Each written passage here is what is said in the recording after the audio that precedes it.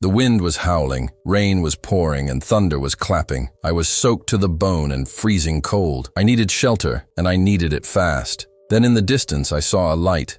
It looked like a beacon of hope in the darkness. As I got closer, I realized it was an old, grand hotel. I stumbled inside, grateful to be out of the storm. There was no one at the front desk, but a bellhop saw me and approached. "Can I help you, sir?" he asked. I told him I'd like a room for the night. "Certainly, sir," he said, leading me to a huge room with a king-size bed. "Here you go, sir. Make yourself at home." He left, and I quickly changed into some dry clothes and got into bed. I drifted off to sleep, but I was awoken in the middle of the night by a blood-curdling scream. I sat up in bed and listened intently. Then I heard it again. The scream echoed through the empty hotel. Who was making that noise? I got out of bed to investigate. As I walked down the long hallway, the floorboards creaked ominously. I turned on the lights, but it wasn't bright enough to see anything.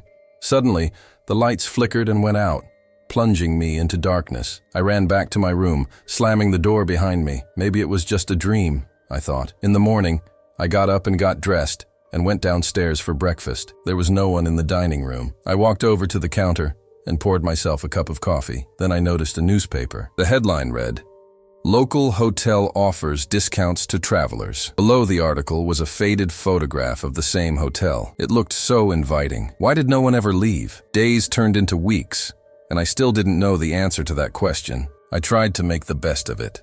I took long walks, played tennis, and swam in the pool. But something strange was happening. I couldn't remember my wife's name. I called her Amy. Was it? No, that wasn't it. I couldn't even remember what day it was or how long I'd been at the hotel. All I knew was that I didn't want to leave.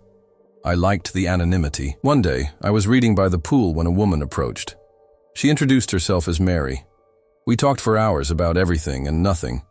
We became friends. Then she invited me to her room. As we walked down the hallway, I noticed that all the pictures on the walls were of people staring directly at me. It was creepy. We got to her room and she opened the door. But before I could step in, she screamed, "Get away from me, you horrible creature." Then she slammed the door shut and locked it.